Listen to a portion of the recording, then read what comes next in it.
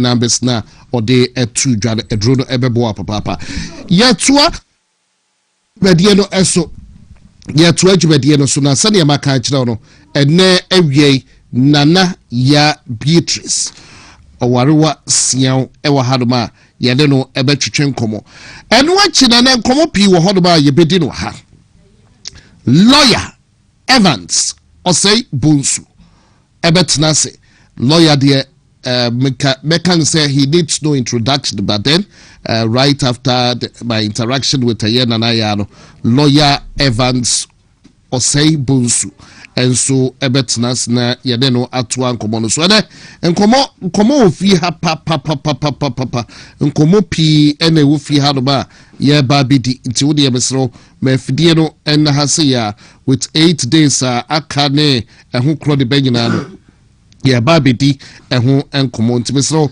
mafidie no en ha na yenko yanim nana ya atnase nana ya Beatrice sian edin kwa owarewa ana nana ya edo ne yede oh refi o yaruwa sian ai edo na esaya edin ye de ze kwa pebe Beatrice I know of nana ya Beatrice owarewa sian owarewa no ne ya na akoye mouthful owarewa sian yeah ba we ya pa a few years say you shared the last time.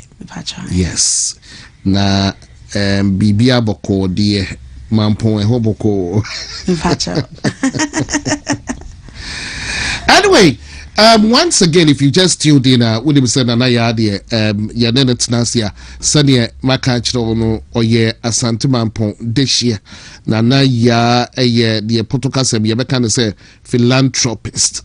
Nti asante mampon this year chese projects awro na wahwie ediaguo save the baakwa oye waye projects involving a clinic school dying CB chese nka wohwekra bola nyina ode ne ho agima bola for ages obu entumi entu ho no watu ama niema oye dia boa onoa ni kromu ebi ho no man kesa ban na eye batosi there be me na me mai me nsem sika bede eboa enye hwe na last one bi anko kwakoye astrotef ewo hodoma oye no mampon kro no ba koso ehun sensem pi already no on sinke ekra no was sinke over 100 a little over 100,000 ewo eye project no but oya you say project no and it's traditional leaders be say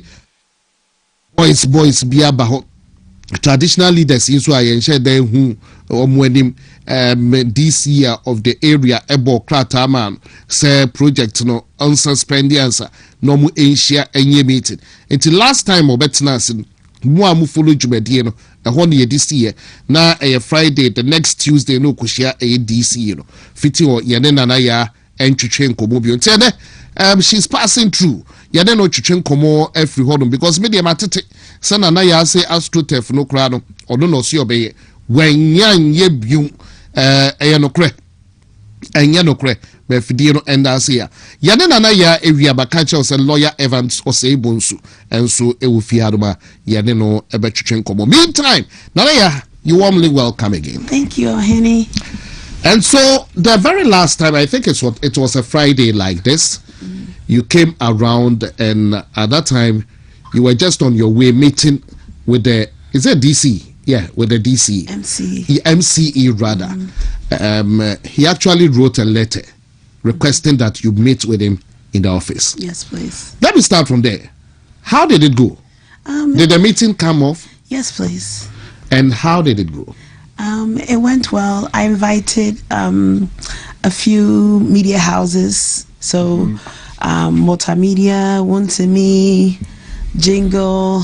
So I did that so that I wanted the MC to explain his side of the story, so they wouldn't just hear from Nanaya, so they'll get the whole gist of it and do the rightful reporting to Ghana. Oh, so did you go with your lawyer? No, I didn't go with my lawyer. I went with media houses. Oh, with media houses? Yes. And were they allowed into the meeting? Yes, please. Oh, so they were all in the meeting. Yes. And they listened to everything that transpired at the meeting. Yes, please. So tell me, what actually went on right after you met on that D-Day when you met with the MCE? Mm-hmm. What were the complaints? They said it wasn't their intention to stop me, but some people came to complain. They were also at the meeting. I think they're called Parliament. The complainants were also at the meeting. Yeah, there were two of them. And they said that the park was too small. They said instead of the 8 players, they want 11. That was the complaint against you. That was the reason that why. The park was too small. Yes. And so? And so I should stop and do as what they want in order for me to continue. And these complainants, matured people or... Yeah, matured people. Some with gray hair. Oh, really? Yeah. Are they chiefs? No. They are just citizens. Yes. And they said the park is too small, so you should stop. Instead of the 8, I should do 11 players. So how much were they contributing, or how much were they willing to contribute? 0. They're not contributing anything. But you met them personally at the place? Yes, please. And they were bold to look you in the eyes and tell you to expand the project? Yes, please. So the DC was just sitting in the meeting? He was didn't utter a word? He thanked me for my contributions for Mampong. And he said since it's is what they want, then he is also saying he's agreeing with them. He agrees with them? Yes, please. So tell me, Naya, on that day, you know, for starters, when you were about starting the project, you told us the last time you came around that the engineer knew about what you intended to do. Yeah, the engineer. And the coordinating director as well. Yes, please. Were they present at the meeting on that day? Yes, please. And what did they say? You know, I said that they never gave me any drawings and any plans, even when I started the gutter. And they also agreed that they did not provide the technical know-how, and even the MC also admitted that they did not provide me the technical know-how or even the equipment at the time, the drip machines, to even construct the gutter and continue forward with the park. So they were sorry. That was their lapses. So the word was sorry? Yeah, they were sorry. And so who was to blame here? They were rather to blame, or? Yes. So they just told you they were sorry? They were sorry. So going forward, I should do the 11 players. And and whatever equipment I need from hence going, they'll provide it. They were ready to provide equipment? Yes. But not financial assistance? No. But the last time you said you've already spent about over 100,000, if I'm right. Just for the park, like the filling and to level and to clear it. You know, I gave a deposit to Blag Artificial Grass Limited. They're a known artificial company in East Legon. Their offices is based there. So I gave them a deposit, and I have not asked for it back, because I also believe, you know, he sacrificed bringing someone there to make sure the project moves forward, and he's not the one that terminated a contract. Though I don't think he deserves all 80,000, but I want to see how things transpire. Who was not the one who terminated the contract? Who are you talking about? That artificial company that I the contractor. But I don't know if it's people using other people to stop me. You know, some people also have a dream. Yeah. So I don't know if Nanaya is getting too many fans, or the sitting MP2 is not feeling comfortable. Because this park has been sitting here for ages. So you smell, let me say, foul play, or what? For want of a better word. Yeah, and maybe to discourage me, and it has discouraged me. But the complaints, are they someone, let me say, are they influential people in the society? No. Oh, so they just came to, they went complaining, and the DC also bought into their complaints. Yes. Because he too also has a dream. He tried to contest the current MP and he lost. That's the MC. MC, yes. Oh, he was once a parliamentary candidate. Yes. Is that what you say? Yes, please. Oh, so you smell something. You think that maybe in Ghana we say in political circles, maybe you think it has something to do with politics. I think so. It's like a Jandam show because I constructed. Oh, you know about Jandam? I constructed schools. I even constructed the gutter. You know, I've asked. They didn't have any reservations or any issues. So you think maybe as an individual, as an individual doing all those things, maybe they're getting jealous or something? I think so. And they think maybe you're going too fast. I think yes, Nanaya is stepping her boundaries. So let's frustrate her. But moving forward, tell me, what exactly was the contribution? What did the engineer say on that day? What did the coordinating director also say? Because at every stage, I think they knew about what you were doing. Yes. So what did they say on the floor that day? They were just quiet. They didn't say too much. Oh. Yeah, they were quiet. And did you utter a word? Oh, I spoke very well. I said, you guys didn't give me a permit. You didn't give any drawings. I even begged you to come and check the work. And they were just quiet.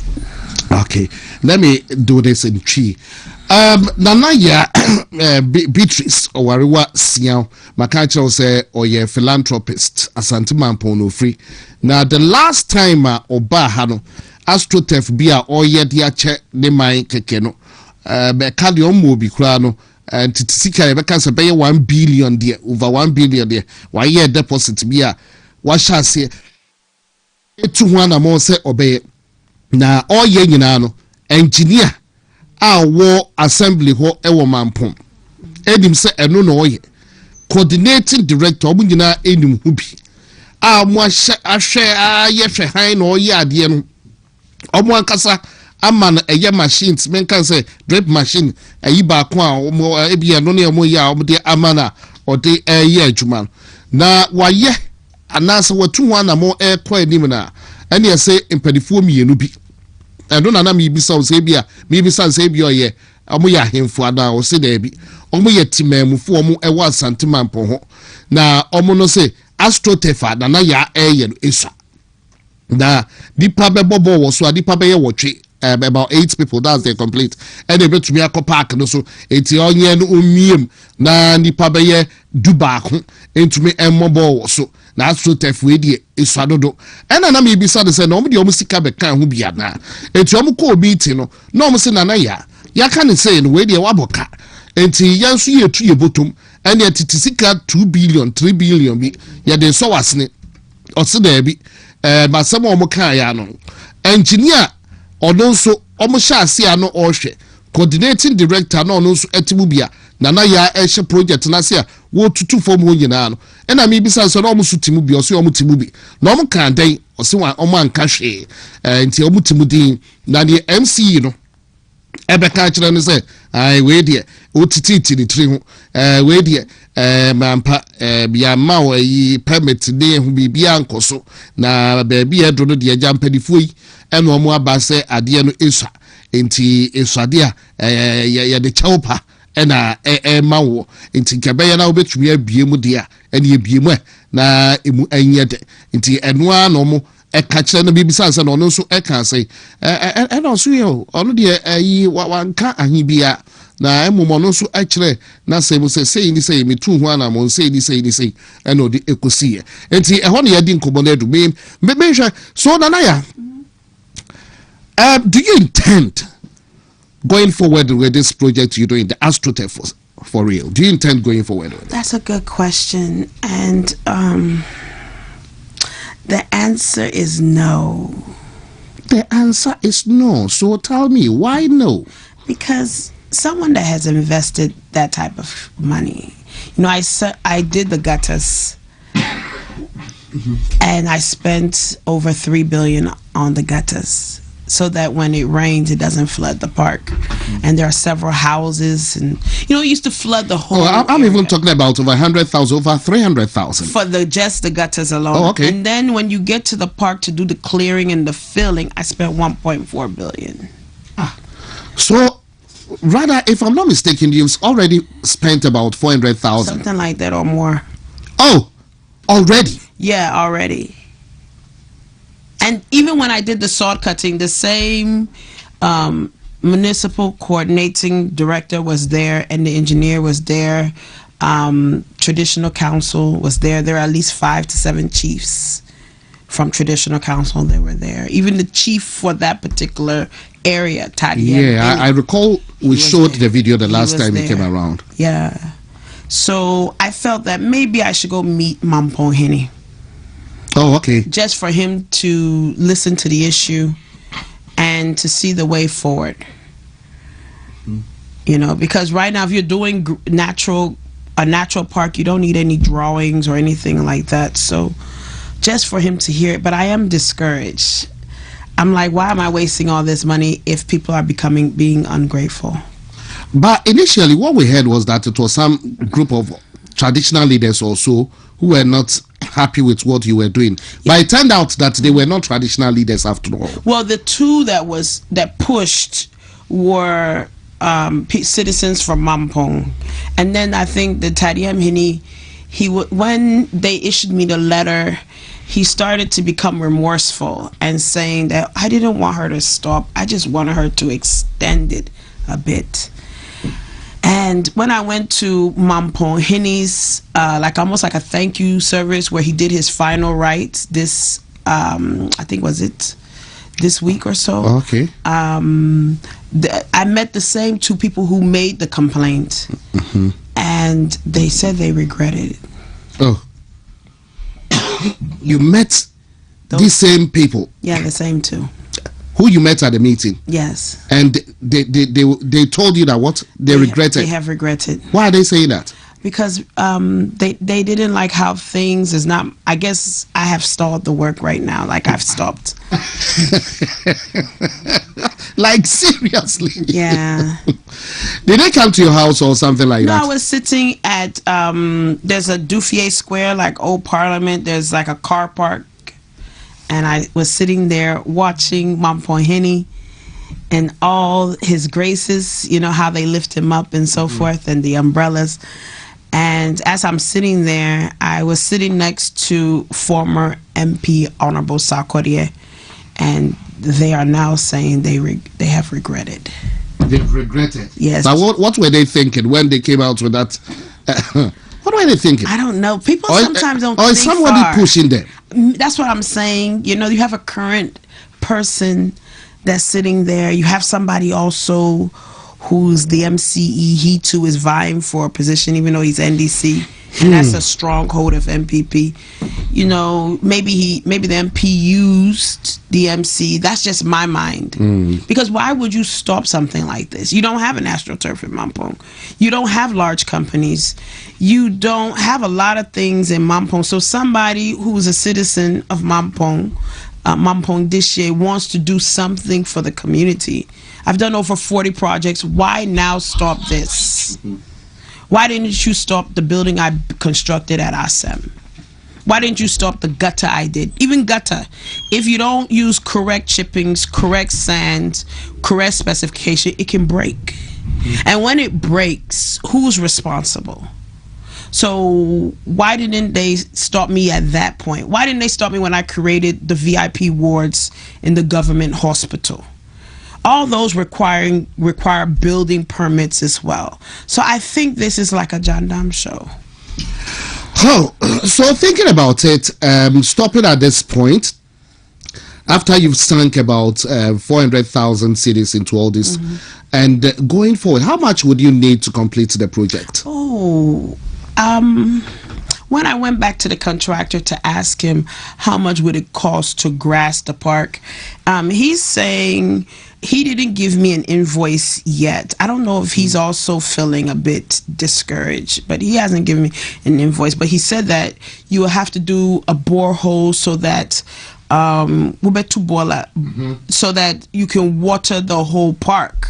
But he didn't go, and you have to buy chippings and so forth. He didn't go specifically on how much, so I'm still waiting for that. Okay. So you don't really know. I don't know how much you need to complete it. But if natural grass, you've already spent 400,000 cities in this, maybe it could be more in Mampong.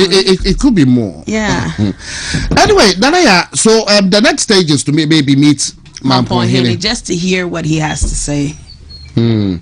But after that, maybe for now, you're 90%, 80 or 90% sure you don't really want to continue with the project. I don't, because I feel a bit discouraged. It's like you stopped me. You should have stopped me from the beginning when I constructed the gutters and the drainage system. Okay. Why stop me at 90% almost completed? I'm sure for Yabakoya Dibna Yambon Tofa and Samoka. And they said, you know, the SEC or person or yeah. Make 100,000 to seek 1 billion or say, or share car wabba the Ukraine, Waboka Bay 4 billion cities, Titisiko 4 billion CC. Na at the end of the year, send your boy and crown, a man the rare aho. It's your body and your person, yeah, they say, Obesia Mampong Hene, na onene din komona washadie Mampong Hene. Edwunefa asem yi hu na asena omo ye omo di dwumadi bi woni se na nse ya na omo de no esi akoya so nti na nta dwumadi no ekoso nti ontumi ne no enhia oni ne hia na obebo no tofa kra ba sisi na akoma mu de na bemabu pa ompese obeto adwumadi so so odo yi na akoma na nko ya stotef bi de ama mabu na wo na akwa ne se asem kofo bi bro ne yam politics nti sa no nsusu ye etie bade nyina mu no obehia Mampong Hene na afi wahu anamo a obetu bat the red aho na bemabu a ompese obeto adwumadi no so bi no na o kire mu se nipa bi enu club de complaints no koyo ne obokot na meeting mu no ekire otene ba bia na mu aba we de ye paucho ye kra ye susu se sei na beba ai bi kra wa bem kra bebu se wu jaya de nti we de ye kra ye nu ye humpo ye paucho de ye paucho na bi kra bi bisa za de nkofu bi de no robo twen nkofu bi na epie o mu anase but a country called Ghana movie bi ni din no le win movie bi din no ye say a country called Ghana onu di ni sika eboa no otenchan wamfa ni sika we astrotef kra aban na ayu ebi pebi wo constituencies omo enya waye ye projects already ache eye oman na nase Mampong fo no ye astrotef wu kapre edimu oye na nkofo bi chele sai ade ni swadodo enso so omo ebe hwe so kra wo wo so ebe ade ni swadodo enka wo be ma enka ye na wo sika sai ene wum wo sika sai ene wum wo bisa so omo de bi be kan won so omo se da bi enti ade no de ontwentwen so na winjai waboka dada enti ye hwe ebia na ohia na ebe firi ma ba no na yenso ye de ho ama ne bo abrem bansa na ya ebe kono nefo awotwe aka no NPP primaries no bisa no ho asem ono so di makotene wo party no pa in fact ye kan say o patron wo party no enti bi bisa enche the nice kwan so a oko enkrai na bi bisa no na ya when 8 days left. Wow. Yeah, 8 days left for the D-Day or elections. What do you have to say to all those listening about the primaries, the upcoming primaries? And yesterday there was a meeting at Aliza Hotel. Yes. They went to sign the peace pact. So now they are seriously campaigning. 5 candidates seriously campaigning. 5 or 4? Oh, it's 5. I thought 1. Okay. Yeah. Across the length and breadth of the country, someone would say perambulate across the length and breadth of the country. Now we have 8 days to go. I think they've been meeting delegates, over 211,000 delegates. What's your message? With the 8 days to go, what are you telling Ghanaians and for members of the MPP for sure? Oh, like the peace, signing the peace pact. I think that's a wonderful idea to bring unity in within the party. So I think it's good. I still don't know who to vote for. Oh my word! Up to now, I'm still. Well, yeah, you know exactly who you're going to vote for. I don't know. I can confidently tell you. Look at you in the face and tell you, you know who you are going to vote for. No, because you've been listening to their messages, right? Yes. You've been listening to their messages. Yes. Yes, and by now you are cocksure about who you're going to vote for. I don't know. You don't know. No. So what are you going to wait? It's left with about 8 days. Yes. So you decide on that day? On that day. How can you decide on that day? That's the same thing I did 2024 when I was voting. So can I ask, who did you vote for? Oh, but I voted for, because MPP, yeah, and we were going against NDC, I voted for the likely choice. Yeah. The likely choice. The likely choice. And who was the likely choice? That was Baumia at the time. Yes. But right now. So Baumia this time around? No. Anyway. No. Baumia that time? Yeah. But you're not sure about who you're voting for this time around? Now, yeah. Okay. All right, just before we part company with you, what will be your message to everyone listening this afternoon? Like the peace tree, we all should be at peace and at one with ourselves and our great country, Ghana. We are so fortunate to have peace. You know, there's so many countries are surrounding us, like Burkina, Ivory Coast, you know, that are in unstable times, and everybody runs to Ghana for refuge.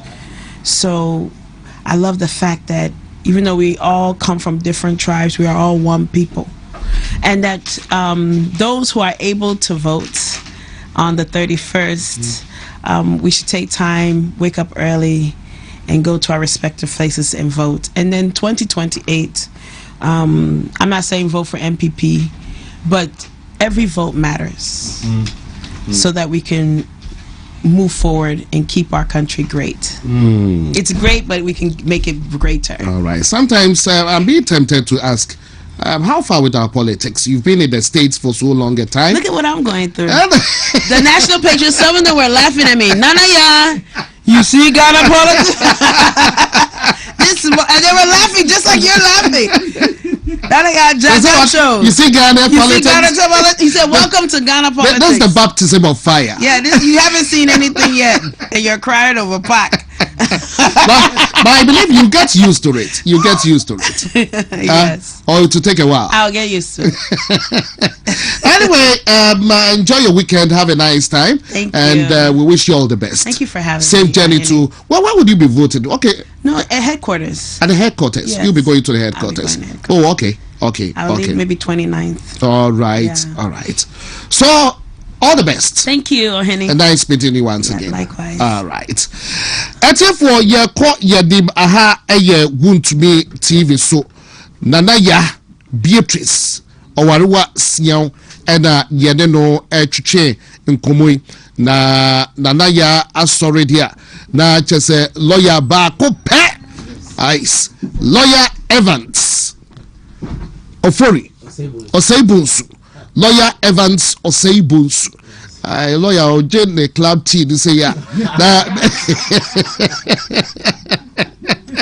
ya fa cameras not to so the lawyer Jen club tea they say ya na me who say be na nya court da and I say bi so ado appoint tem no akwa akosesa ne ho because lawyer there body the suit there jai water no pass lawyer so mafino papa the owujumadi so yede no ebetwetwe nkomo with 8 days to go in a fua watchia aka yade bekwa akoto aba no ene lawyer ewa ha eno a omo sign peace pact no lawyer ewa ha yebedi ho enkomo kakra yebedi ho enkomo kakra nti ma efidie no ena ahase ya na yendi ho enkomo kakra na yeba broaden obi be say yeba broaden horizon Randy Abbey or your CEO for Cocoa Board. Randy Abbey or your veteran journalist. Because growing up in Accra, those times no na radio go to buy na was share a year Randy Abbey That time was sports. He was into sports. Now that time the kwale Fifi Bansen, no time BP Bansen, no that time James James Ajedi Buate no time no. Now to say that time and you see Radio Gold boss super radio for the 90s back in the days.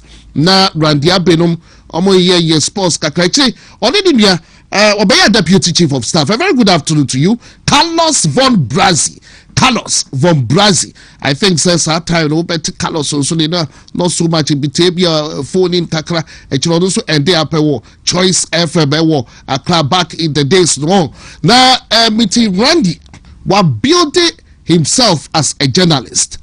Na edu baby crowd no ko join ni nua sefakan unse sefakan is no Radio Gold o ko join ni nua sefakan e Peace FM no mo aye show kakra ono no dey everyone they chop for in website everyone or everybody they chop for in website eba system no ya test our term no everyone they chop for in website na Randy Abe actually okwa line with President Mahama even at Metro TV Makasa is some trofo. Ubetumi akasa be MPP be NDC. But what's na microphone nature you ought to be fair. Randy Abe men for to Metro TV or Yana Juma say as a professional journalist, but they do baby a gumbe no. Yeah, it's actually news akwawe leading questions be neho kroneba like say odimiao no dimiao no dimiao. And then Randy Abe see Cocoa Board. Randy Abe as CEO Cocoa we know everyone they chop for in website. Randy Abe only a year abronye na issue. Defamation. Sa abronye account to so wo ukoshia cocoa farmers a do personal chair. And the koshia cocoa farmers. Na afi kra wo wakwa koyi a year director of finance e wo Cocoa Board we yinadi. Said the opposite what do nipa beba be shon we wiesika enti abronye agudi ho fi Randy Abe wo kwa kofa lawyers wan kwa kofa private legal practitioner Cocoa Board lawyers ni papa donom and wakofa obo say obo en represent na che say yes stand here na e kwa kwa yes che say wo Cocoa Board sika no and na wo defamation suit aben sika na wo di tria lawyers nka someone representing or court and no ko do court magistrate no so judge no abo atwegu me nye lawyer ni and they be say me do abema I referred one and only lawyer Evans was able to ha ebi or the ebe remu briefly kakra and sada akwakoba be kase ya Randy Abe and so asem no nanim kogu ase no wasra akwakoya engage private legal practitioner your friend Alex O was says you are bronye was sue no bio said many megwas pra mesaba to say kakai to assess you are bronye sada case no etie cc be ye beka and wonsem na be a lawyer wa ha kind of furiata kind kakra wiki it's about Ken Ofuriata oba oko. And I said to say, no more pickety ewa akra on Kenoforiata issue no. Omwari. Yes, in the case no bakuno omwa friend April. Me catch so pickety, so pickety akopim second. E be bandra me tisa no ye bi kan say wan hwa de obo ye de kra be bua ken case. Enti everybema we have so much to talk about. Me fidie no enda here. Ayawasu East. Ayawasu East is it yes Ayawasu East parliamentary elections no MP na okan chinegu ya no ne yere hajia no osio jinam hajia se ono so beko Saturday ochina e no mo file forms no betumi akwa for we NDC ni a almost say filing fee 40,000 uko pick forms 5,000 now what you have 40,000 NDC for filing fees I don't know NPP for also yenchinem but hajia no claim for say hajia time on so ye say nkesa wote ho gi agree 40 days no enso ye hajia say who cares me say meko no more to me so aba because if free 2,000 ye shase yerum shase represent your mukun no me so no be hajia bi kun na afri mu say 2,000 a Sutifi South Cecilia ni kun film or representing ni kuko jina mu no wini ya ebe so haji abetumi akọ 2016 Shai Osudoku Linda Okulu odon so ni kun film no and or contesting you know wini ye 2019 Ayawaso West Wagon Lydia Alhassan Buachie Jakun efimo odon so koi o wini ye 2020 Tempane constituency Lydia Lamisi ekoi Nikun David Adakurugu odun so film no Lydia Lamisi so ekoi o wini eko Hayford Meda case no ebaye no Ophelia police ni odun so koi o wini na me de miku efrima adenti na me so hajia mina me nkoda me so me nkogina mu bi me so mawini ntibeko nklabufo no kasepi ba hajia esi obeko etie na ensampi ewo lawyer me ma kwa ba lawyer ma fiu ani o man keke na apomu etise ni bibia ye boko yeda yamiase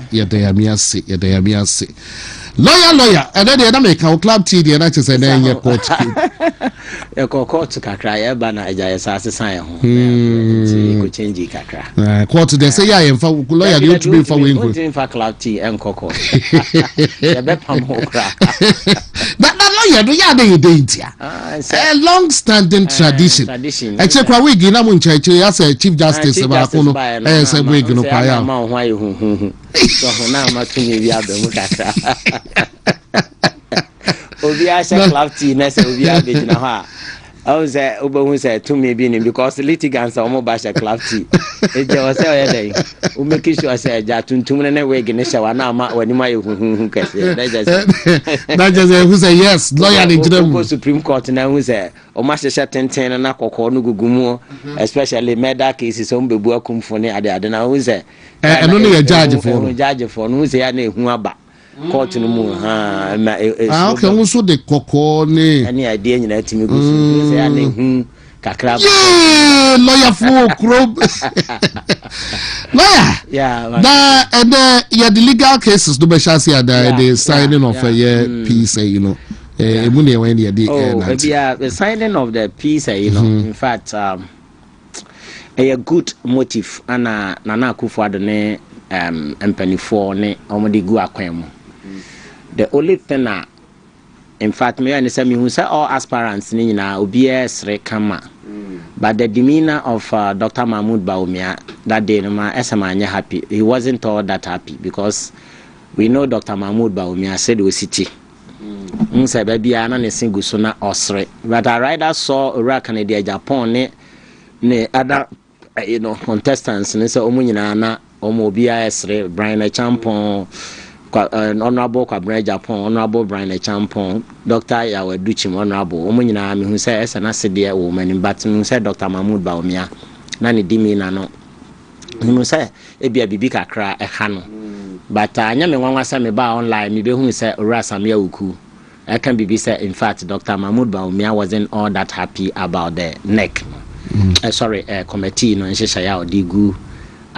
Okay, me name the detail of formation she be omo dia gu akwem a okay me tis a media okay my who says I who headline yes right I saw Dr. Mahmoud Bawumia say ne dimina ebia na chere say onye happy about what was going on and ne ade a me hu ya no I was expecting him senka ono dey answer all the time hu say o cheerful na osre nti ekoba said na sede nim nti na ma me hu what is going on and only ade am here worried but ohwe ade a party ni digu akwan mu e was say year peace before na ni aspirants EBD ye de nti na the rahode oh you see politics there aspirants EBD liar there ye bia anya no you see I like Iraq Kennedy or Japan but his comments on the man Dr. Mahmoud Bawumia I wasn't happy about it on the basis the statement wasn't made by Anya Ayina Kaya, Anya Dr. Mahmoud Bawumia Kaya, I'm such a WONTUMI, and they make his statement.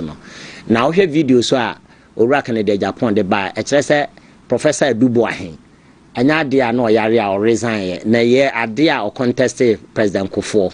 Name when you vote in 700, President Kufuor, be over 1,000 something.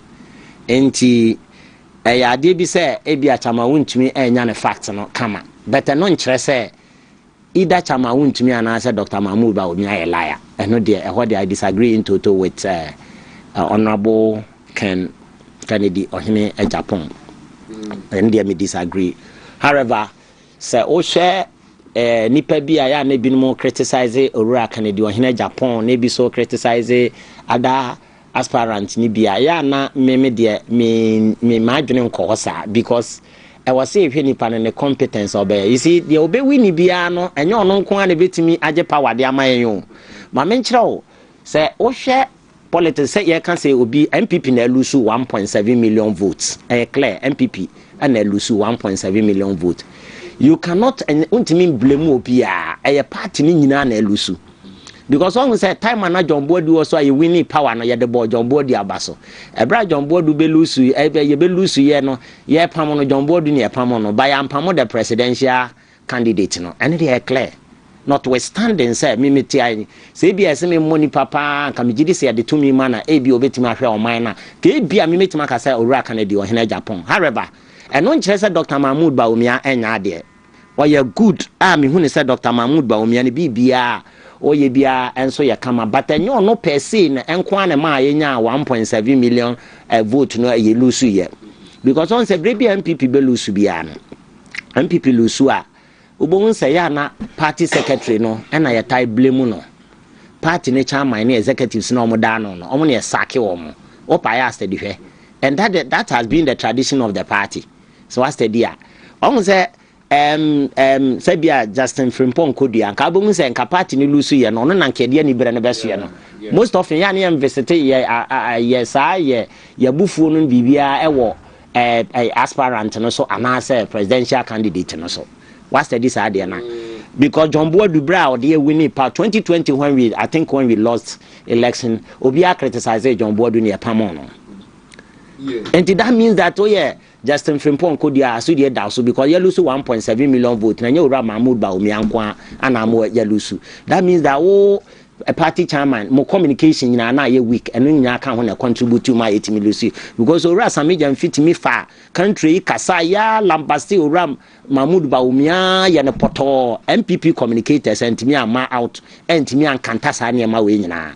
It most often you lose vote na na attention ko executives and especially the party chairman near the day. This is the first time I blame the presidential aspirant. I know there was a fact, a better fact and mobile. Notwithstanding, be a mere meteor Ubusami and Nipa met my council with my year Jumani ye park, see a pa. If you be intimidating man, Owura Kennedy or Hina Japan. Sanka can. I can meet my choice and the best person a wabre party no one or your party ni party was or junior party no one can see a pan. Commit my choice a engineer. Honorable Cabinet Japan. But delegates na nya de omokoto abana de na amano. No cry ba kope omonto mano. Eso ye kapa ni papa ka dru no so a anko fata se to abama na anka ye ono a. But onya de omde be mano. What you say? But to me se si a ba bi ejina no. MPP ejina no. Enyina yie. It is MPP anya very careful no more the presidential candidate bi ba. Na se any pana ye de ne ban the good people of Ghana enyini ntumu a. The be America say the party ni pew. Party ni penny the mube na ba, but the nipa na wa bontene the almost a fane bran, and then I was our deneba. I'm telling you, because Owura Mezia, why no mubusan say hiano? Ura a jum for man, why no so than a buyer, but to abanamao. It is how we delegate. These are some of the things I was said or general. And yet, dear Obi, when PB declare no. Esa ono no pen and yet the MPB air cancel pen and yet the chairman be because at the end of the day presidential candidate be obey winnie biano sa MP na o declare support to the man no sa MP no kwagene land cruisers ni ministerial appointment on kan ho bi eti de hin na badwene delegates no ho de hin na badwene sa wo enye land cruiser na de be ma na enso wo betima benya adwuma bi aye na wo de ahwe wo ma any ade no na wo se adwene nti notwithstanding peace na omo ye ne de edana kwam wo se all aspirants no omo tie na so pam na omo de ye adwuma na omo tie ase whoever emerges victorious at the end of sa about 31st no enipa bi obeba bia no omo nyina mfa nka bom no omo rally behind sa enipa no say de betima restore power free na lawyer what now your lawyer as a 2023 same happened signing of peace pact ɛyɛ adwuma ɛnyɛ adwuma wonim asema ɛdra me kan ne sɛ wo sign ni piece yi na sɛ wa aboronya mesan bia asomdwe bɛ na ɛbɛba wo sign ni piece me ba me keka ba wo sign ni piece yi na sɛ bia wa ma kwasi kwa atemu amesan bia ɛde ba asomdwe na ɛbɛba because ye onkrofo bi edi His Excellency Dr. Mahmoud Baomi eche onkrofobia di ora Canada ohene Japan eche onkrofobia di ora Brian na champo eche omo kasa no ora Brian na champo okra de on say umbi so ofa ora Canada ohene Japan na afa Dr. Mahmoud Baomi enkrofo di won chi kasa no sa enkrofo na won so mbesan ni peace yi no because okofa na say ora bronya mesan de be cho beto bomb oto bomb so a enya de ora Canada Japan ne camp so be kana no atum eje kobasa na things fall apart center cannot hold. So but say leader no so na ebi ono so betumi akasa me dey batene ha ya support party no going forward into the elections ya wa ha bebre na saa umachi tafo ya kasa but leaders ni bia ntimi nkasa nkyere ne se jade awoka why ne timi bo owura abronye atam so ono wa ye ready oni ne kokoto no obekọ court no so kro kwa wini o wini court case ni because di kan o court na nkyere se wadi bem o wini case no de ne kwa ono wa ye ready se ono be face wo court enti se ni payisen se ototo bomba ono na wo hia se ono no peace no mo ne tena se na ne kasa se ni pa bibia na o wo ra kan di Japan camp ono na wo se wo ne tena se na ne kasa you see ade bia me kan se eni kwan se ye dwene wo nkwa wo presidential ambition a wo peso na wasa wodwene party ni se MPP no sabe meti MPP mfa bibia amra me koma adwuma na manyama bibi misika ataduane adi but there was wodwene won se obi kan asem bi wose etoda opanyini bi kura wo soro ho no mo a anai bi atene general ya ade bi kura na nka wo pesa won kra bi duru atene general ho enam se party ni munya obi ma ne ko ye ni ntino obetimi de won kra asi no so eti se o party wo power eboa papa and NPP as a political party na so who is a party be be ehye e free by at the then time or those size more you see say ohwe san crofo no pet now timi say enya de ketwa utimi say party ni ene de party tete na pasa because ya nye careful na 31st asumdwe ama party ni mo ebe disintegrate am wan hwe ya NDC for be for me na nkyerɛ sɛ NDC ɔyɛ bibi pa bi o hwɛ sɛ besi saa bere owura se edu nkatia nam Western North ana wɔka kyerɛ kokoofo ne sɛ mu kokoofo yi me ka kyerɛ m sɛ MPP ne wie sika ɛpɛ free ana ama yenya sika nfantoa entom akatua mu kokoo ne ade ɔnam ka we so obi ani wɔn ma watimi respond to owura se edu nkatia these are some of the things a wɔka ɛyɛ adwuma na NDC for year to aba ɛde ma NDC na MPP lusu ba obi antimi and respond to no some are all blatant what lies say any pan fatal lies now or a liar see a catch so a liar what you say eti baby wa mesra owura Canada ohene Japan say do be ha ono so onya abotre because ade na bi kura no wasi winning ayin kwanu mu a wo win ko but statement bi wo hono maka kra bi wa akoso so ana de hawa bro it means that statement we kura me na nka me respond what you say that day no respond to that statement na man vote no so take akra.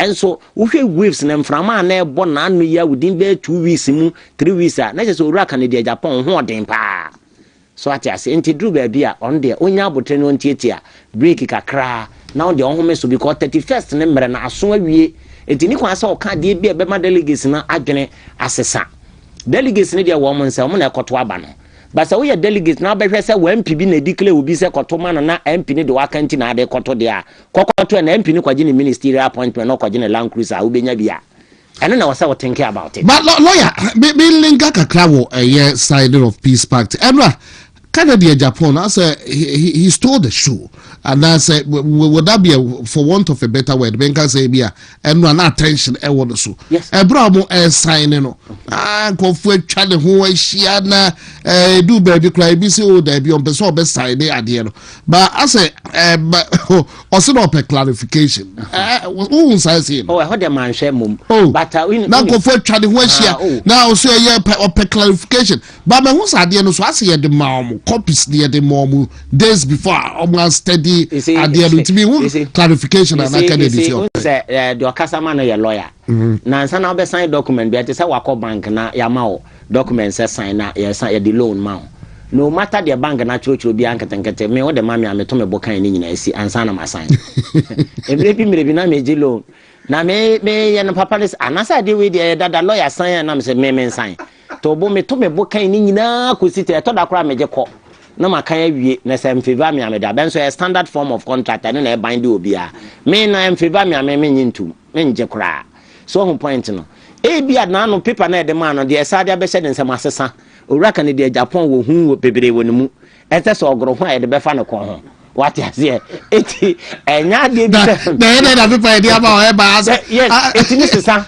o se ma study ni se e bom pa ya on time kata na ni de nti on kata na ni se e bia no bi firi akiri na asumbo wom what you say owura kan de Japan kata na ni da o fi na ni no kwa hwa ade ni ma hunu se ade wo ya ye koi 31st obi akosi seme na se sisi ni mu so asumdwe baba what you say because on say uni ni panyina e koto aba na ye secret vote baby amante MPP from penny for asen aba na ye secret vote mu nyina mu nim say mo koto atia owura kan de Japan de a edi etina oba out as I be declare support say me de ma owura Mahmoud Bawumia because so yes am na influence obi ama na koto aba atia owura kan de Japan nti wo say mu nyina mo mpe na asem ana obi a wo declare ne support obi a wo declare ne support it also finani ya ganishi no hwe ade ni mu hunu se bibia da na kwam ye de pepepe ye de ye no because ebufuo beba ebeba time a usisi no ana se wakohunu obi ese obi nkofa bylaw box ana obi ni yisi bi koye lie ese won change bylaw box no nfa from na yatete agu ne de ba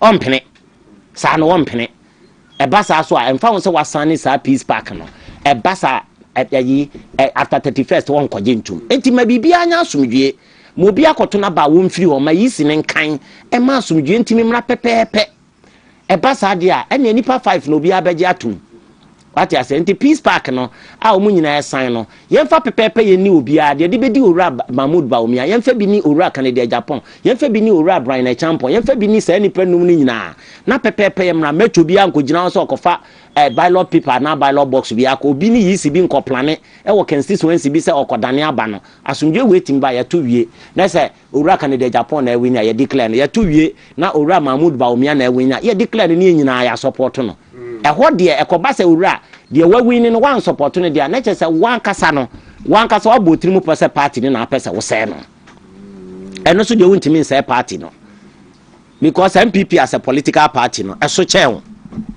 MPP as a political party eso chew etinya de a MPP no yeko jama party bi anase aspirant bi ni univision akose NPP as a political party eti peace park na ye sign no ni nyina ne se obema asomdwe nti ade kro na watwere o ma so wohunu no hu so wate ase before ansa na wasign because the mrane ten se wo sign krata bia na uye obi anim akenkan na wakenkan wankenkan na wo sign a it bind now this is the case I see a chaba mo dada ya chiche na wo se etumi dane de ma wo no bo so obeba na ye de close for frasa abeshim na wa hu na no asan akosan eno no ras Canadian nti e wo so ye vigilant but not indolent obi a wo san bia no e wo so mo ani da ho but lawyer well, final one on this security security omo hwese police for ena ebeba be hwe djubadie no so saada no yisi for so po na ebe hwe so but security where internal contest but security police for bendo no more sound a word of caution so wow the macho for beba beguasie ne ho kro de ba no emplo kra but ade na ye hu Canada Japan the train you be trying na hwan ne yi was it necessary onim medasepa onim security of essence very important but before be any bibi na e wa sechere me ankasa metwe me I had a call from someone or catch them say oni me ye fine pa or constituency bi o se no ma be friend na ka kire ne se omo pe security a on betimi afa so no ma adani vote or constituency bi ba bi a on betimi awia vote ni bi e de ama one candidate bi eti nipa ne friend me a o ka kire me no o so no de wa report na obo me nso mama ne na m ka kire ne se oh it's better say o report to say sa na enkrofo bi ni mo abehia omo pese omo ya na ekosa na ekoma candidate bi bufu etubonsa aspirant bi bubefu ese bia ye pese ye sa ade we me pese mebo candidate aspirant kra na omo ye sa ade ne de ma no nje ekoba sa no anche na me huti se news aspirant bi so de abeto dwa se sa ade ono so de security for ono ani security beko so what I said na police bet me assure yen na me ni police for be no more din komo e wo kwabre but omo ka kire me say police for will protect be protected by lot boxes ni papers ni bia no bi obey nonsense bia ho bia they will teach that person a lesson. I have very good IGP and don't find a 9C form because MPP bet me nya asumdue a mesre owura Mahama say police for was so the numbers are ye kama e de call every polling station bia e de protect because MPP ni asumdue a o man so eni asumdue na police to protect obia interest e wo ho e make sure say abano fairness aye adwuma say fairness wo mu a na okoto aba na be wiase na obi afa ballot box no no de ko ana obi ni yisi na kwa ne adane na candidate bia ko win a emfa somdue ma eti security there ene police for na me no mo kasa de na mo kan de na mahu ne say omo kwa akoboye ho ban na omo make sure say asumdue aba na fairness aba mesre all aspirant ne say eni kwan so biye na adwene say chinchine atwan me na wose me presidential candidate because enipa bia wo presidential candidate na nya wonko ana de bebu man no eye woni nipa na eba bebu man no opa ma de obe win ebe wi asen all MPs na omu declare om support ni nyina de obe win bi on beta na chi ene nako eno nkyerese say nipa num no obi antimi nya adwuma no obi a do man be hye ne nsa bia obetimi aye se nya 30 years and 33 years aye his excellency John Drama former president Jerry John Rawlings na we soja ni abrantie na sa amre no etimi de o man hye ne nsa ema 11 years obe my do baby 19 good years oru this country ema nitimi ye kama de a ede etina owura Brian Champion ntimi mu o man ede etina Dr. Mahmoud Baomi ntimi ede etina owura Kennedy wahina Japan ontimi mu na obi ka asem na obi so mani mu aya nje beka sa ateni ntino entini pakro bu man enye yi ana it's wrong. Donald Trump obi anu wa odi atam chen Donald Trump e wa America otimi ka kira African leaders say ye nyina ye ne aso ye ne to ni to emedi odidi atam ese ye de enima ne sex ne agimisam ne enim waka ne nyina kire enso e no na America for salete ne say o me president eti obi all transit because no na me ba so say Kennedy all transit yes say ngenti o ye unfit for a year. I disagree in total with those people. You understand that? We have to look at the competence in Ura Canada or Hina Japan. Whether or not say Ura Canada Japan do my nation and so bet me a buana. Yenfe ni nyuma we bibi. Ese nyuma no emudia hi na emfanshi well. Yenfe Ura Canada Japan ahoɔden akukudro dey defend the MPP as a political party. Yenfe Ura Canada Japan say time ani echichi MPP for etumu emire bi atwamu osori na wo kasa na obi antimi enchi MPP fanintum yenhwe so owura Canada Japan ye cheche MPP fo isa waka na no tum hwe se guso ana ye che MPP fo edo mo court edo mo ko but so ibi argument they say you obi ana to be president a eyeyo na when na ya president di amano keke when ya president di amano say you obi ana di you're very good in that but maybe he might not be as good as a president. Na keke yeni hanu oma be serve o man nyina omo ye doctors omo ye PhD for omo ye lawyers omo njeche se titru soja ni ba ko pen na ba mu owura Mahama wa ye banka wa ye hwe omo nyina ye nkohwe se kokonfa no che kohwe se enipa eto no de da bontena omo da park so omo nya dan nam a omo nkrofo ye omo operation ya GB ato ho no omo de da park so e wa bontena de da ase obi antimi be si dan to aso e kosoro bebiri nka se sa nkrofo ye mobo etom do mu ntua 1 cedi kura no omo nam. So they don't think about these people. But can he handle the insults of Ghanaians? You see? With the temperament, can he handle the insults? Ghana foka on social media. What's the temperament? Obetumia containing. Obetumia containing. Yamane say Donald Trump with me containing ya. Or ya West than Ura Canada Japan. As to Donald Trump say siano. Or ya Juma.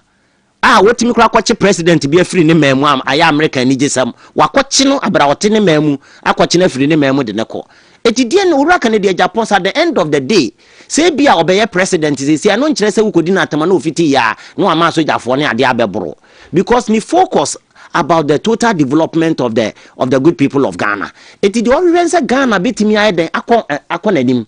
It is so bit me a baby pharmaceutical industry kese e wo man mu no odwene o man hu bie sa anwuma wan fa nko different country no de ba na 10 year de anything wakoka na Ura Canada Japan obeka what one man wan go kana obeka but to obi awo yeah Dr. Mahmoud Baomi a very humble sober calm on me who the way I mean describe no ono so na ho brase na ho jo no eno so won na enso obi so beka say enam so obre no ho ase ni nti say election no kra no we fiti prekope na ogitu mu na ye nyina ya lusu MP4 bebre eno so say nka no so won na enso ono ne de no be nipa bi a wo school a ye wo school no de na ye na ye keka no ne nipa mpa ya asem enso ye plane ye na ye kan ya asem wi a ye ne uni asem biem omom ye din no so ye dangerous so won say nti obi a won na enso na obi a so na kokodura ode ye na adwuma enti enhwe na tenie bi oni afuru ahwan anya enhwe se woni tresi wanhwan bi anya problem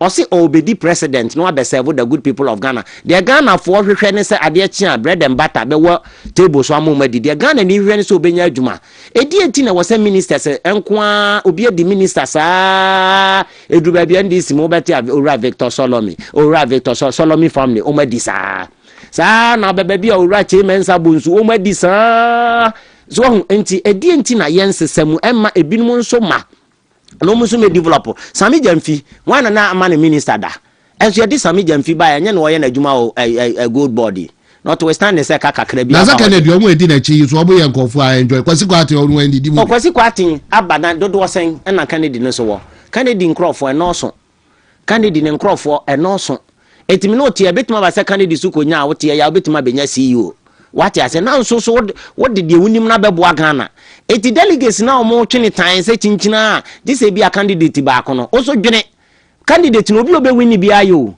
but e bia de ma so sesem kakra be ye ne se ye kono one way da bia dodo etedu ba bia nsakra so ye den eba mu a eno na betimi amu ahunu se nipa wo no so baba nipa dodo se ne di candidate achi eti sa wo afija kwa abiro wo hina ebetima ba second so be win on betimi so afa wo do akoye bibi because anya certificate na enko an ye de ya adwuma wo mamu exam si kra His Excellency John Dramani Mahama say aponko an no medical school eti obi awie no nya certificate nya say sabi apon no opa kire say ye deko na wonua na ono wan fa apo ni bia nko no nti ono de oninim die ese obetima bi owura Canada Japan school dodo asan no akwa odi bi enyuma steel factory ne hwan no ne ade a odi bi enyuma edu school sen kwa no akọ it's about aduane a obedie woni obi wa busuam na wasuam wo makora na kapre no ubotom a ayesi kora wo ye man sikanini ne ye fi no eti meme de me kan se ma asumdwe ma ba delegates na wo ho de obewini bia fata enipa num ne de MPP wo mkuta men obia fata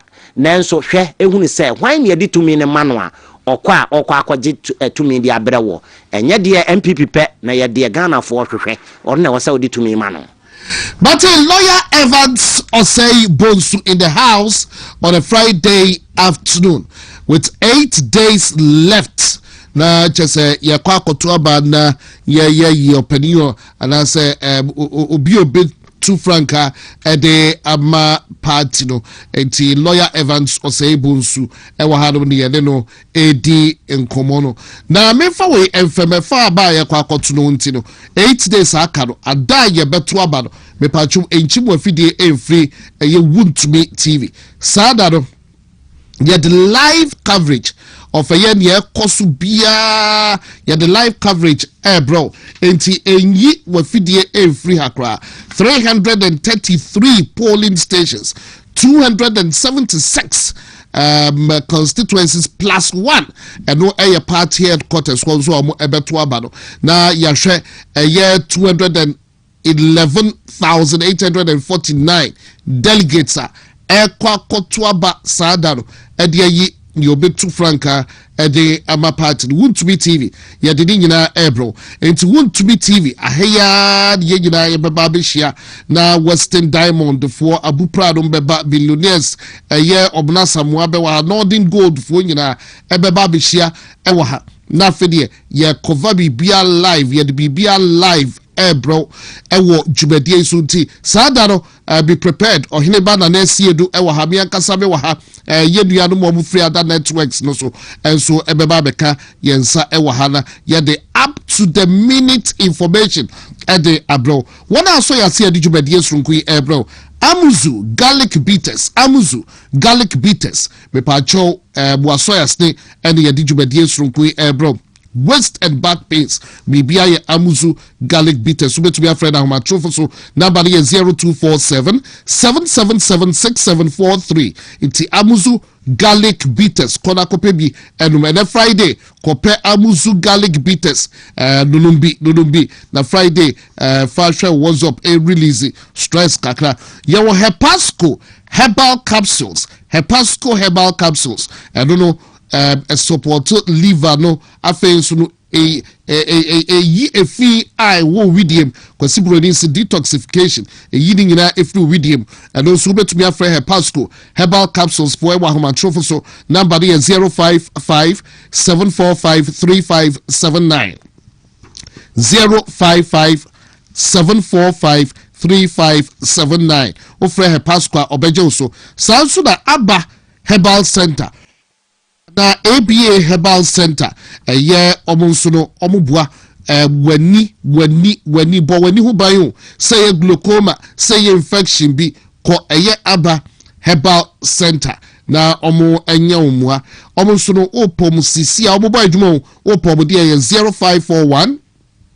565 199 0541 565 199 executive herbal and so eka be the adijubedi srunkui ebro January 31st 2026 executive herbal ono stroke webubu egu okra esichire yare bujabroso yare executive herbal obeye wo muadodo ono so wo frena number here 0240 211709 it's Growfine herbal tonic eka cement vita haka mixture obugina asoyasne asa daru ya dijubedie stronkono bro be wo fidie no en na hasia lawyer going forward yen share adamatese yen into legalities kaka yen te Randy Abe die no free ho yen te no free ho you see Ora Randy Abe is a very nice man, nice gentleman, tamana mi hu no metro ne ade, but the point is me hu dey kan na o file suit. You see so file suit akọ court in respect of defamation any other year party be a onye part obi onye part of that suit no untimi fan lawyer because one there is that kind of conflict of interest. In the conflict of interest now self here one Cocoa board CEO ana abronye na wakwesi no enye Cocoa board no enene abronye enya problem because abronya Nkansah mfa Cocoa board na Nkansah ho but I will CEO Randy Abe o personality so your friend be separate legal entity so o share bibi to say o Randy Abe na you are separated from Ghana Cocoa board no because personality no different from we CEO now we are different na o personality so you different enti wo Nkansah no enya wa na osan Cocoa board na mu enti enti na obi no mienu anya issue asem a na wakwesi unu a o kofa Ghana Cocoa board lawyers ana ako gina mu di amano enti we na ono mate no lawyer no or represent abronya ohuni ye na o say no na rate we are very defective procedurally any kwan say wo kofa lawyer ono asan wo Ghana Cocoa board because offer lawyer no from Ghana Cocoa board na just Ghana Cocoa board a lawyer for no go state na esan de ka bre na say wo Randy Abe na me no wanya asem a wo ye different from na de tin wakofa Ghana Cocoa board a lawyer for it is a Ghana Cocoa board a lawyer for but na e hokra mpo no e kire say wa bo man Ghana ka me ba cho te ase because wa bo man Ghana ka because o man Ghana esika na ye di tu asa lawyer for na omo ye adwuma ma Ghana Cocoa board no e ka no wasan kofo omo so omo me represent the process no omo file ye stamp ye nyina ye state no wa boneka that means that asem na abronye ka say wudi sika ho ne ade o ya me bia ye dai abem so eti lawyer no preliminary will raise objection to sir you can say what is the name sir rate na Nkansah amode aba no into rate na amode aba no very defective on the basis that lawyers are mudini was on Cocoa board lawyers it may also attack what rate no into attack rate na e wona court no so eno etie de lawyer no e ka no Kyeremanteng more can say no in fact asma what the ababetu enemy enye ora Randy Abe ne o mom ne wanya now we are different from Ghana Cocoa board. Ghana Cocoa board onye part of the suit If says Ghana Cocoa Board no so almost so ye di wo matem bi omo fee say akoso damage bi ama wo mo de a enanka Ghana Cocoa Board no so de na lawyer for aba na ye denti na wo akofa Ghana Cocoa Board a lawyer for eti wakofo ma lawyer for de normal back court normal file process de e kire say wo kura Ghana Cocoa Board wo sika ni bi e bi kura ba lawyer you should say yes you the idea could it be say bia who say abronye can say okushia cocoa farmers or the nakuya the private chair no de ko enempo wayi a director of finance or hodom edi and or dini pafufra ba be show esan so person years kenti enti na cocoa na ewom no say director of finance no wo cocoa board no or allege say bia ye na free or no dini nipa ba be show na okushia cocoa farmers eye and could it be say yes had lawyers to say hey cocoa board and some no kind so it's wrong a personal a personal because of your bibi to say any panel kind director of finance na oboni din no ono ankasa mu no watake no what you say because so o kan ye na mo no mu siw na mo say bi e de how bi so abre Ghana Cocoa Board bi asase mi o kan ye asan gu yen Ghana Cocoa Board animu ase de a enumpo no Ghana Cocoa Board anim gu ase a enye mo na mo kwa attorney general na eba enye the personal lawyers for Ghana Cocoa Board attorney general so bem what you say so the point is then na one kasa director of finance and ye kan ho asem ana say CEO ana me kan ho asem o conduct bi o personal conduct usu bi a wuyi na die to personal conduct na ma ta ke say usu na a o ye ni etu ko silmia you have a personal or direct cause of action against me personally but enya dia o kwade Ghana Cocoa Board eba be wura mu na wasan kofa Ghana Cocoa Board lawyers di o ma be wura mu eti ahokra na cause financial loss to the state what I say because lawyers now engage you from Cocoa Board no eye amane ne how na dey ato o man Ghana so eti ahokra no second suit you awasan refile ya awasan de court yi ehokra po be raise say wonye obi a ebia we use sika bi free hono ma anka ye den akofa ho lawyer for kra san de buy but you see it's not about defamation suit our file now akosa obi agu ani ase but it's about say obetimi approve a case because one your talks be on ma just a mere political talk obi on ma utimi bi na no etimi kan sem bi fa institution bi ho or your politician na said the law ni si hu politician no all kan sem bi afa wadwumadie bi ho no enye saa na law no di ebu atia wo defamation suit ente o say o ye careful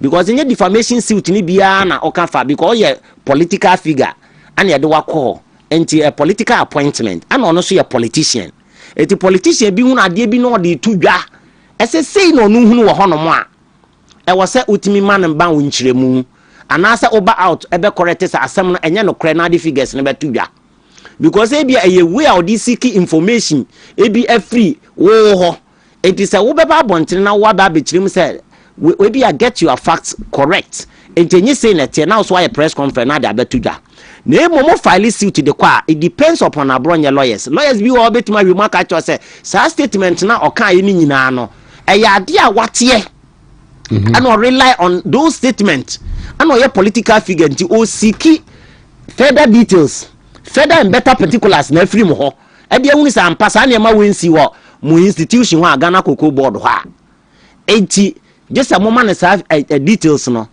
ana wo fiti prakopo de back court say agu wani mu ase eho the way court no be say ehu defamation e different from the way we be say ehu so obi aheda a onye political figure fiti prakopo agu wani mu ase it depends okay a lawyer for no ho ha ono so ni suit na wa refer law their band they will take their time and also file their defense actually say one they rely on ABA statement bia journalists bi kura de betu dwa nansem bia na epie free hoba and based on those statements no and ma ono so further and better particulars into the two dwa because oba wo se farmer na on farmer no into the two dwa ntina wo senka wo ba out e be kirim say ntise etisa ensam na okan no na nya de a o siki say opese o tarnish we image but lawyer ya dey afraid of cancel enti friend dia be the lawyers are obiye legal team wo Cocoa Board George Kojo anase Kojo ababadze ena ni Kwaku ado Samuado no kwa de ya betasha no akasa sa last year ni beto aba emu ho betasha the network ba ko so ni kpakpa do ni kpakpo na je so obunim se ade no omo ye no na ebekwa kopem wall na ya fra mo cancel. Why didn't they cancel? Randy Abe say Debbie ade we die ko ana ya kasa cancel eno nkyere say e wa lawyer for obi ani ne su eno so nkyere say lawyer obi fiti prekopa no the case by no cancel ne say enye fako. So how can we also survive? You see, the point that make me say, I say be a proper before us. Yeah, they say police for every case is also proper. Every case be a proper before us. What is a fine case? A fine case. What you say? But who case ni moi, Keke? Who case ni moi? We and I make a say. Remember that we are also human beings and we need to also survive. You understand that? And we also, because the world is interdependent, until we depend on each other before we can survive. So the point I'm trying to make, and say, and just all the case in a bar, ya no catch yourself, fako. Now at the end of the day, law firm now running. That's why they obey a good case. They are bad. They are good. Your case it is all the bar a fine case. So also to our legal fee. Now you cook case him. Somewhere along the line, you wouldn't say ABA near maybe more. That is the time I back answer. What you say? So you have to check say whether or not a course of action be arise and answer aba. So whether or not course of action. Jojo Ababaze, wait dear, and whether or not to say. Wait dear, wouldn't need papo, wouldn't need papado. Need papado esquire. Ade we around the abisa. And no make a choice say.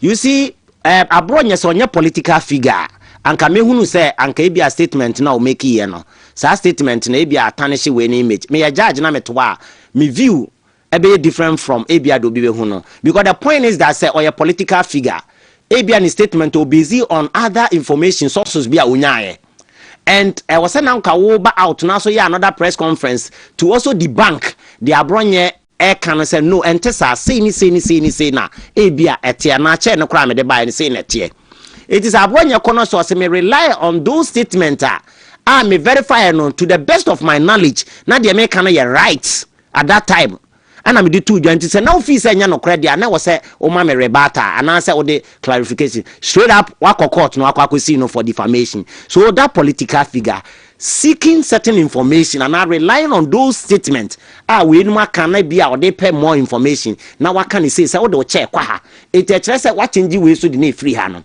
does it amount to defamation?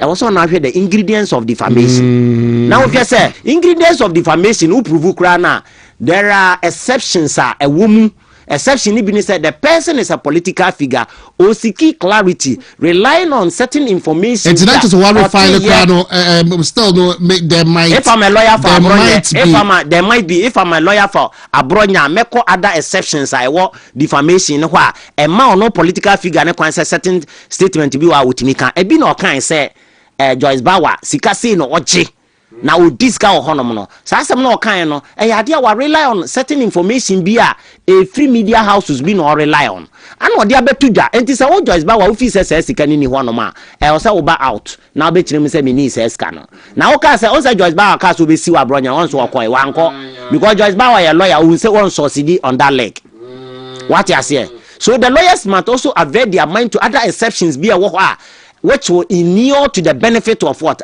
Papa we what is Abronya and also no must be busy on that to file their defense. Okay. What I say now grona the court and they have to also argue must be say when you so anti a man can say statement we also rely on those statements or a political figure it will person many year that is the reason why I am same way no so can it won't also about to be say as a CEO menye boni bia adeti na uma out man straight up wako file wako Randy Abronya can some way by yeah radia the point I may be say 20 million suit now wa file no I was say whether or not say we ni kra Abronya obenya sa de ne de amawa because e bia na akoye o kosi man of straw men ka sa Abronya ni ska o ska but the point is Abronya kra bia be bakra na sa properties ni nyina na yiri din na wo so enti u kosi na waje $20 million na untimi enforce sa judgment ni ntia no because obana na yire edin ana one na yire na nya property na ekwan ben so na be fasa na say why enforce sa $20 billion na chine no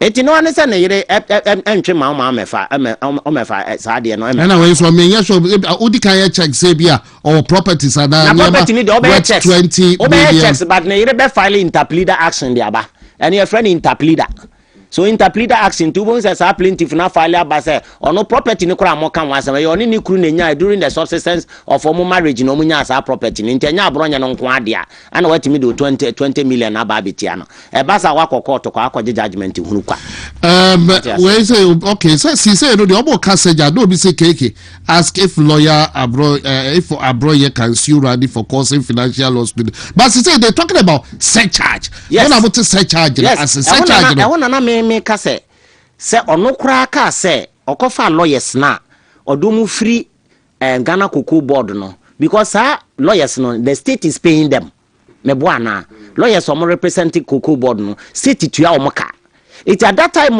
omo de be adwuma office na omo ko represent wo no e wo personal capacity na wo de ye wadwuma no na ma sa lawyers ne ko represent wo no ye ka bia wo de abo oman no eti abronya kura so pai ho no obetime siu se wo wonhyi wo musika de enti na wo engage the services of a lawyer in that abronya so betumi asiu na no correct ni defense no obetime plead wo mu a kire se ebi no ka ho asem se wo kura wo be representative first case no wo the lawyers ba ma wo siu to no kura ebogu e lawyers e Ghana Cocoa Board lawyers state lawyers state did resources ne tu omoka. It is a one misuse yesika ni bianka then I engage the services of what state lawyers e ma mo be yes it you also bet to me that thing e won the defense ni mu kra it do ka bia wo gina so na dey a clear example ni say wo file suit kra na ho nso wakasa ko for state lawyers na and say get this one file suit no kra me na nka betumi fo ko court me ma blow back e so odwenansa eni kwa sa opre ho because rash obenya rashes what I say so ukona lawyer bi ma this lawyers ne so start to technicalities e wo mu dia ode sa ba biom on be sa ba bia na tranye ni asan ma another blow what I say na no kra no ko na ko win ya eno nkire say o mu ntimi nsan kwa api o metima frustrate wa kopim say wa obeye mere because lawyers ka so be frustrate you pa ma waso ayeshi nti edu ba bia sa ukona oji blow say anu anya abotan wa badwene te say de kospio gabra badwene ye no aha onto de tia wontumi a wa badwene otene ba bi no enya so fiti na refile wa anya careful a obe kwa me bafu abronye odo ane kofa animal farm lawyer ba e animal farm kwa me bafu abronye wudi na chi yes wudi Wednesday chi obebru cruise dey you wa wase hu no o try so be hwiahwia ma no de ne ma be ba abontene na wode da obema me kwan ameba ha mebedi defamation any exceptions bi e wo ho ebeba no bon se exceptions bi ni bi near to the benefit of abronye it why you careful no the bana so be file defamation so the lawyers they ought to study the rules very well any defamation ingredients no any niema bi e wo ho wo exceptions or read the book be say written by scholar ni din na me refi one of the foreign books say the way see actually defamation exceptions bia say nipa ne kosa exceptions ni mu no de be kasa wa abontena won so sidi what you say e ho na me de kan no because oye political figure how you say example say obi a political figure and also wunya abotre na wo hwe say ade na me in any case wo baso a your personal capacity na wo ankasa na yesi wo why am from so na yes wo ko si obi into personal capacity ana wo ye ade ne de atia abronye.